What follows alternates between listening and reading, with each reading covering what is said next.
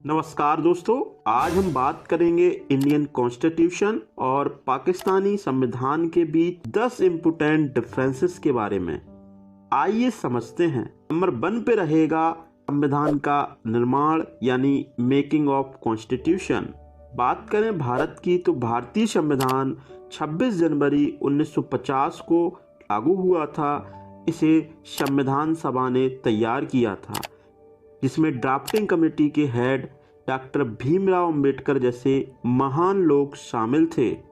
बात करें अगर पाकिस्तान की तो पाकिस्तान का पहला संविधान 1956 में लागू हुआ। इसके बाद नया संविधान 1962 में बना। उसके कुछ समय बाद 1973 में फिर से एक नया संविधान बनाने की जरूरत पड़ी और 1973 वाला संविधान वर्तमान में पाकिस्तान में लागू है, जिसे जुल्फिकार अली भुट्टो की सरकार और विपक्षी दल के नेताओं ने मिलकर तैयार किया था।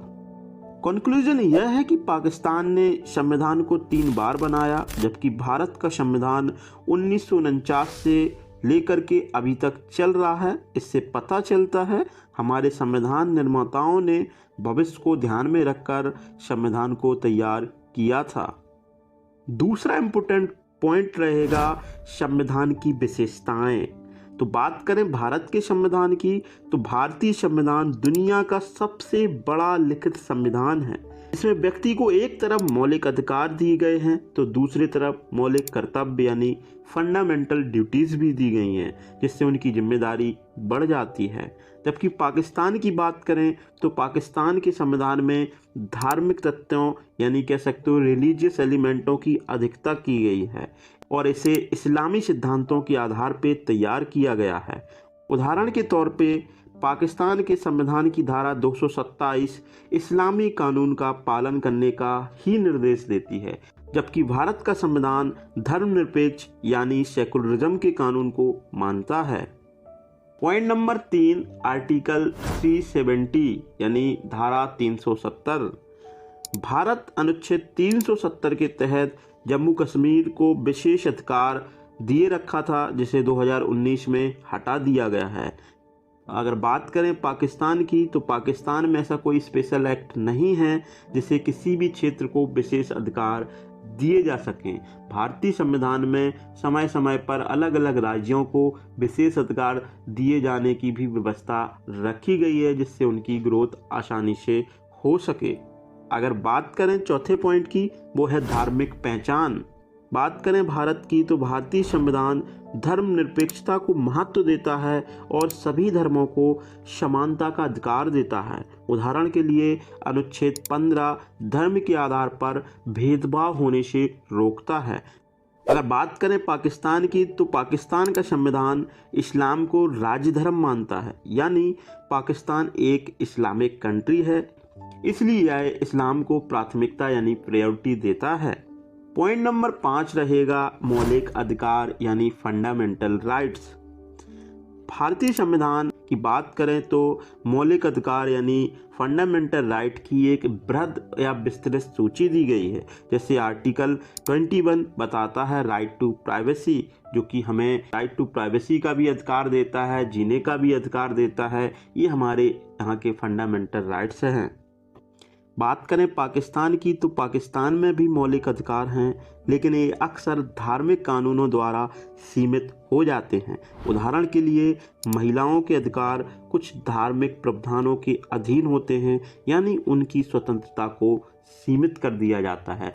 भारत में किसी भी महिला को किसी धर्म के आधार पर उनके कानूनी अधिकारों को सीमित नहीं रखा जाता। सभी लोगों को समान रूप से समानता दी गई है, जबकि पाकिस्तान में महिलाओं को धर्म के आधार पर सीमित कर दिया जाता है।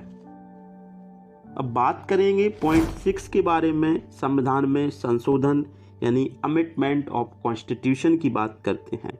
अगर बात करें भारतीय संविधान में तो भारतीय संविधान में संशोधन करने के लिए एक विस्तृत प्रक्रिया है, जिसमें संसद की दोनों सदनों की सहमति होना आवश्यक होती है। जैसे 42वें संविधान संशोधन में कई महत्वपूर्ण बदलाव किए गए थे। बात करें पाकिस्तान की तो पाकिस्तान के संविधान में भी संशोधन की प्रक्रिया मौजूद है, लेकिन इसमें राजनीतिक प्रभाव अधिक हो जाता है। जैसे पाकिस्तान के 18वें संशोधन में प्रांतीय स्वायत्तता यानी कि प्रोविंशियल ऑटोनॉमी को बढ़ावा दिया गया है, जिसमें राज्य के पास संशोधन करने की ज़्यादा शक्तियाँ होती हैं। लेकिन भारत में ऐसा नहीं है। यहाँ पे राज्य और केंद्र मिलकर के ही संविधान के संशोधन में प्रक्रिया को आगे बढ़ाती हैं। पॉइंट नंबर 7 रहेगा संविधान की लंबाई।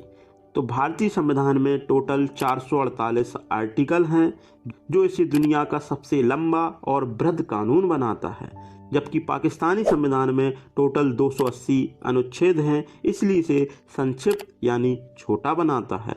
पॉइंट नंबर 8 रहेगा संवैधानिक अदालतें यानी कॉन्स्टिट्यूशनल कोर्ट्स। भारत में सुप्रीम कोर्ट और हाई कोर्ट जैसे संविधान की व्याख्या यानी इंटरप्रिटेशन करने का काम करते हैं। उदाहरण के लिए 2018 में आदर्श चुनाव आयोग के खिलाफ सुप्रीम कोर्ट का ऐतिहासिक निर्णय।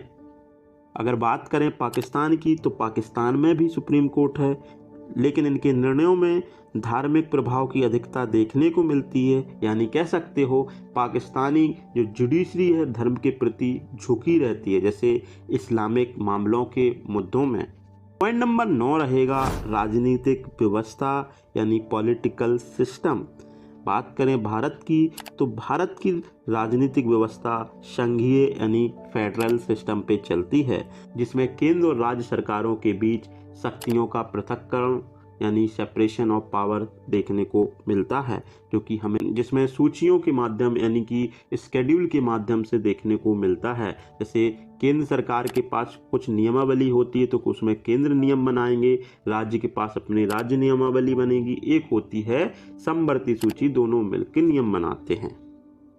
और अगर बात करें पाकिस्तान की, तो पाकिस्तान की राजनीतिक व्यवस्था भी संघीय यानी फेडरल है, लेकिन प्रांतों यानी राज्यों की स्वायत्तता को सीमित किया गया है। यहाँ पे राज्यों को थोड़ा सा सीमित किया गया है। कॉन्स्टिट्यूशनल अगर कोई भी काम होना है, नियम बनाना है, तो केंद्र बनाएगा, ना कि राज्य बनाएगा। लेकिन भारत में राज्य अपने क्षेत्र में कानून बनाएगा, केंद्र अपने क्षेत्र में बनाएगा, और एक ऐसे क्षेत्र रहते हैं जिसको समवर्ती सूची बोलते हैं, उसके तहत केंद्र और राज्य दोनों मिलकर के कानून बनाते हैं, जिसको कॉन्करेंट लिस्ट भी कहते हैं। पाकिस्तान की बात कर रहे थे, तो पाकिस्तान की राजनीतिक व्यवस्था भी संघीय है, लेकिन प्रांतीय राज्यों की स्वायत्तता सीमित है। उदाहरण के लिए पंजाब और सिंध के बीच जो संसाधनों यानी रिसोर्सों का बंटवारा है, इसको देखा गया है किसी को ज़्यादा किसी को कम मिला हुआ है। हमारा अंतिम पॉइंट रहेगा संसद का स्वरूप यानी स्ट्रक्चर ऑफ पार्लियामेंट। अगर बात करते हैं भारत की, तो भारतीय संसद में 2 सदन हैं, एक है लोकसभा, एक है राज्यसभा। लोकसभा के सदस्य सीधे चुनावों के माध्यम से चुने जाते हैं, जिनको एमपी या सांसद बोला जाता है। जबकि पाकिस्तान की संसद में भी 2 सदन हैं, एक है नेशनल असेंबली और दूसरा है सीनेट, लेकिन उसकी चुनाव प्रक्रिया हमसे भिन्न होती है। जैसे नेशनल असेंबली में अधिकतर सदस्य डायरेक्ट इलेक्शन से आते हैं, जबकि सीनेट के सदस्य प्रोविंशियल असेंबली द्वारा चुने जाते हैं। प्रोविंशियल असेंबली मतलब राज्यों की जो असेंबलियां होती हैं, जैसे हमारे यहाँ विधानसभा होती है, इनके यहाँ प्रोविंशियल असेंबली बोला जाता है। दोस्तों, तो ये थे भारतीय और पाकिस्तानी संविधान के बीच प्रमुख अंतर। अगर आपको ये जानकारी पसंद आई हो तो चैनल को लाइक करें, सब्सक्राइब करना ना भूलें। बहुत बहुत धन्यवाद।